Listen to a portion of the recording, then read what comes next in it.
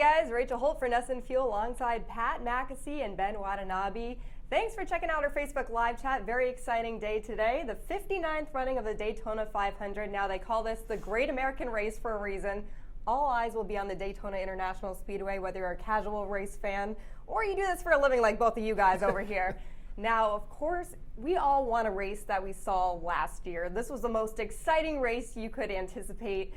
Denny Hamlin was the winner, and he edged out Martin Truex Jr. by just 0.01 seconds. This was the closest finish in the history of the race. Now, we're probably not going to get that again this year, but we are anticipating an exciting series of events here. For you guys, what is the most exciting thing about Daytona 500? All right, the most exciting thing for me, I mean, aside from Pat and I in our gorgeous you guys look great shirts in here, matching polos. We all look good here. I think it's the anything can happen feel of this. You go back. Obviously, winning this is like the feather in your cap, but there have been some surprise winners over the year. Go back to 2011. I mean, Trevor Bayne, then a completely unknown, wins it for the Wood brothers. I mean, a team that had really. It had been a while since they'd been into victory lane in any race, and you look at it's just the manner of this race, restrictor plate racing. Anything could happen. What about for you, Pat? Yeah, no, kind of going off what Ben said. Restrictor plate races are something special because it gives you a level of parity that is difficult to find in a sport where teams are constantly developing. It's kind of similar to what sports car racing series do with the balance of performance, and it really tends to work, and there's a lot of close racing and a lot of on-track action. Well, we've been watching a lot of the social media posts from the day. All these drivers are fired up, so we'll take a look at those later on. But that's got me excited for what's going to happen throughout the day. Now, many viewers are excited to see a number of rule changes this year that NASCAR implemented play out. There are a new stage format of racing, and there's new safety measures, so we have to keep our eyes on those. Drivers had mixed opinions about these. We had the fortune of speaking with a couple of the NASCAR drivers this week on Media Day, and they seem to have mixed reactions. Trevor Bayne, he spoke with us. He seemed to have some concerns about some of the changes. Let's hear from him. I don't think the stages that they have set up with extra points are going to make a big difference. I mean, for myself, I race every lap at 100%. It's not like I need extra motivation to go and run up front. I'm already working as hard as I can to do that. Now, for our teams, there will be a lot of different strategy. Hey, Mark, I have to turn off the IFB. It's really distracting. So the one that impact drivers the most is so that will change a little bit. I think the biggest rules change for me as a driver is that was what I was thinking. Damage.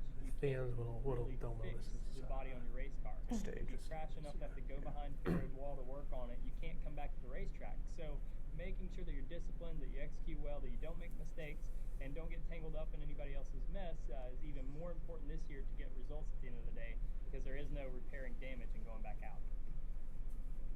Okay, so we heard from Trevor Bayne. He said, I don't think the stages they have set up with extra points are going to make a big difference. Now, what do you make of this? I think from a driver's perspective, I think it makes perfect sense. I mean, especially in this race where it's so long. I mean, especially you're going to have a 60-lap window. It's not going to change it that much, and also the way that the race goes, people are cycling forward and back so much in the Daytona 500.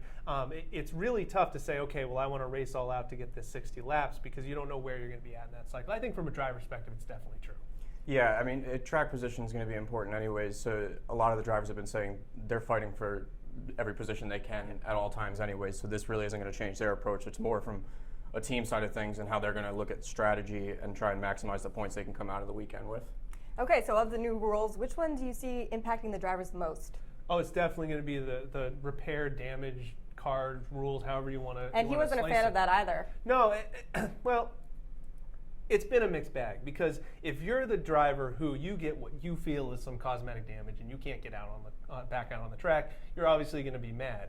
The thing is that those other 39 drivers or however many are still out there, they're looking at you and they're thinking, well, this isn't just cosmetic damage. This is damage that you could cause another caution. You could potentially you lose at the wrong time and you end up running me off the track and I get some serious damage. So it's not going to be popular if you're the guy who's held out, but if you're one of the healthy cars that's on the track, you're going to be a big fan. Yeah.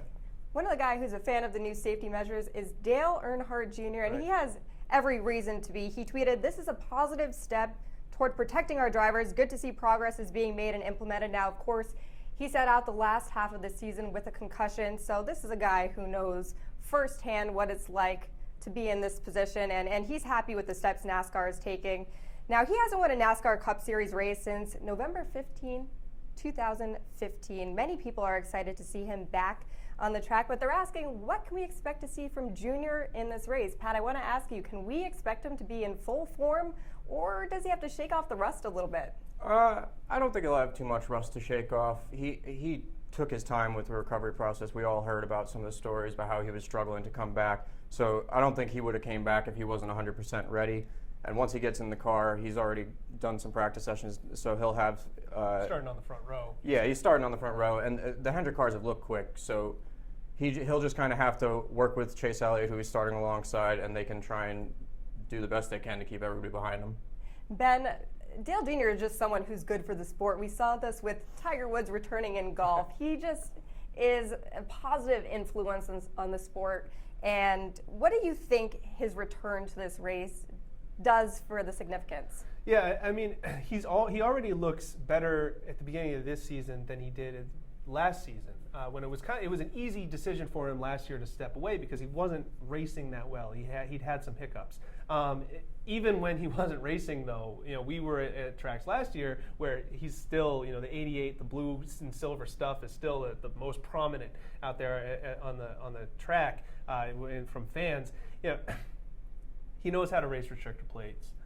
He loves this track. To me, I would not be surprised to see him compete, maybe even win. Okay, a lot of shakeups in the manufacturers this year, especially with Ford. Now, Stewart-Haas Racing is making the transition from Chevrolet to Ford. One of the drivers impacted by this change is Kurt Busch. He sat down with us over Skype, and he talked to us about what this transition has been like. It's been great. It's been seamless. We started working on building Fords for Daytona back in October. Then our downforce stuff and the short track cars that we'll be racing in the next few weeks, those are coming together now. And we got to get through the West Coast run of Vegas, Phoenix, and California Speedway. Once we get through those three, there's a week off, and then we can get things settled up on what we're going to do for the spring. Kurt Busch called this transition seamless. Now, is that your assessment of it? I think it's gone pretty well so far, and not only the Stewart-Haas drivers, but even the Penske drivers have been saying it's really good that there's a large representation of Ford on the track now, because that's more data for Ford to get so that they can develop the engines farther, and all the teams will benefit from that. I think it's kind of scary if you're a Chevy or a Toyota driver. As powerful as Toyota has been, up until this year, you've had the two Penske guys, Keselowski and Logano, driving Fords, who have been really strong when it comes to Daytona. But their Ford teammates, Eric Almirola, some of the Roush guys, have not run so strongly. So the draft, which is really important when you're restrictor plate racing, it's pretty much been a two-man show with the Penske guys. Now you add to that four really good cars as far as equipment is going to those Penske guys. I mean, Toyota's kind of stranglehold with their four drivers at Daytona. It's really going to be threatened here with SHR coming over to Ford. Okay, so going off of that, given this whole year, which manufacturer has the edge? Is it Chevy, is it Ford, or is it Toyota?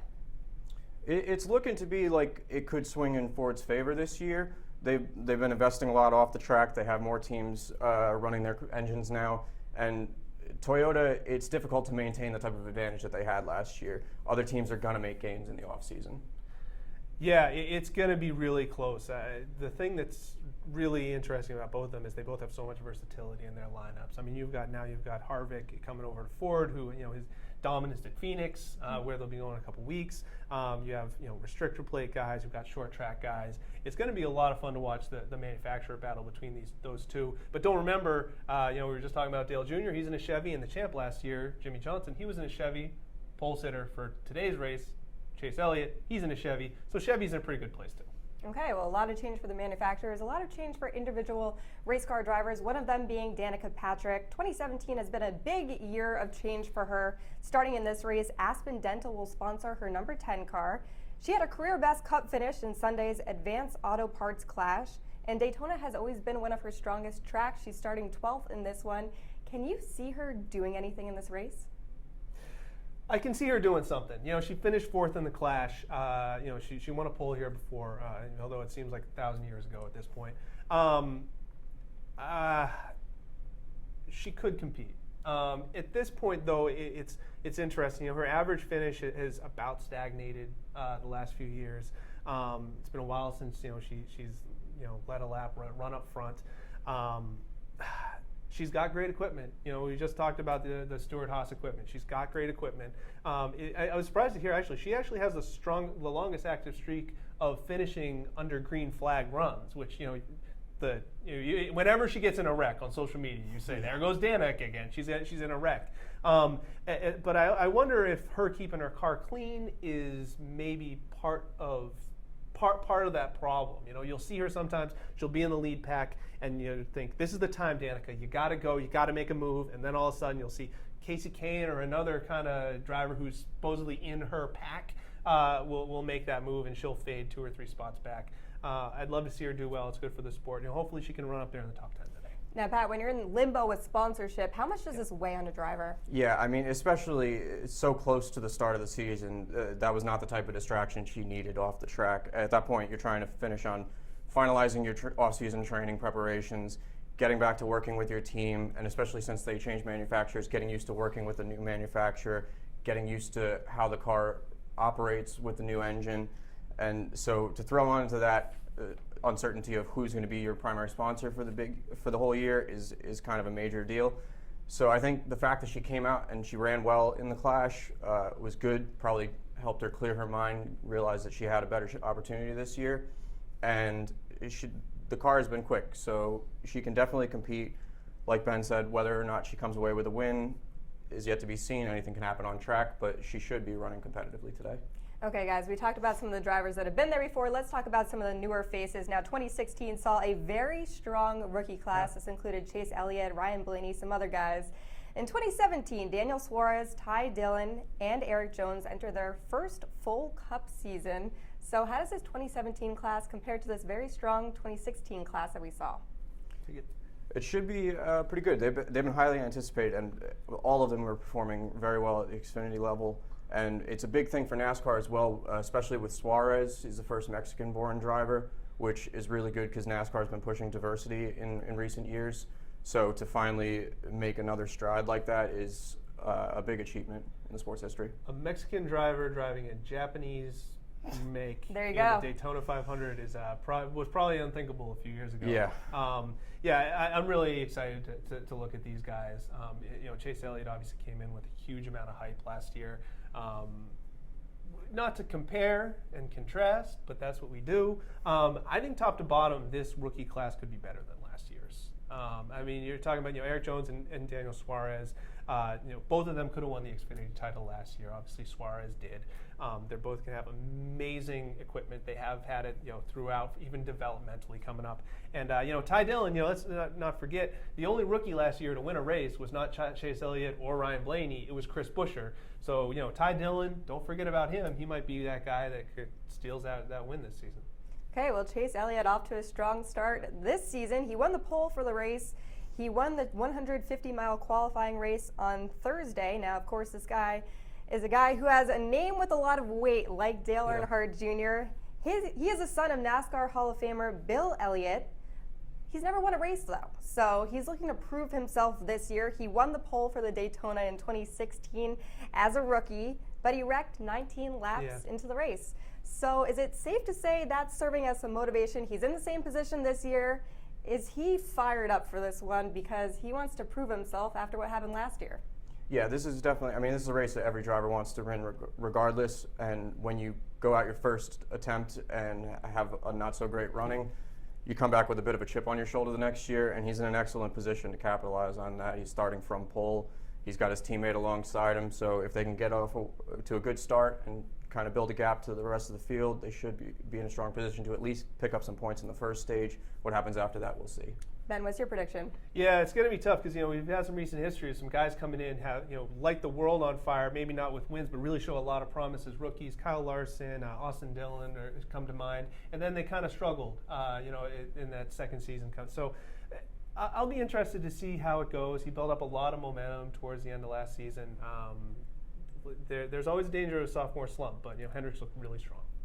Okay, now let's have a little fun here. The drivers know how to have fun. NASCAR is a place that they seem to enjoy drivers showing off on social media, tweeting, Instagramming. You can find them everywhere. So one of these guys is Bubba Wallace. No one's having more fun than him today. No. He's not racing, but he's on the track. He's wearing Snapchat spectacles.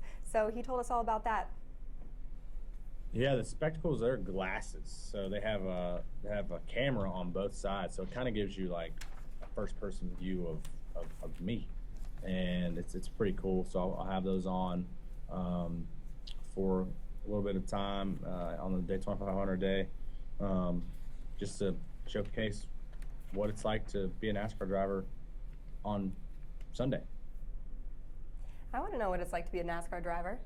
I try my best out there. I want to know what it's like from the safety of my couch. I don't know if I want to know it from the seat of a car going on. Yeah, we'll leave it to the professionals. Yeah. Bubba's not the only one on social media today. Let's take a look at some of the other great posts that we've seen this glorious Sunday.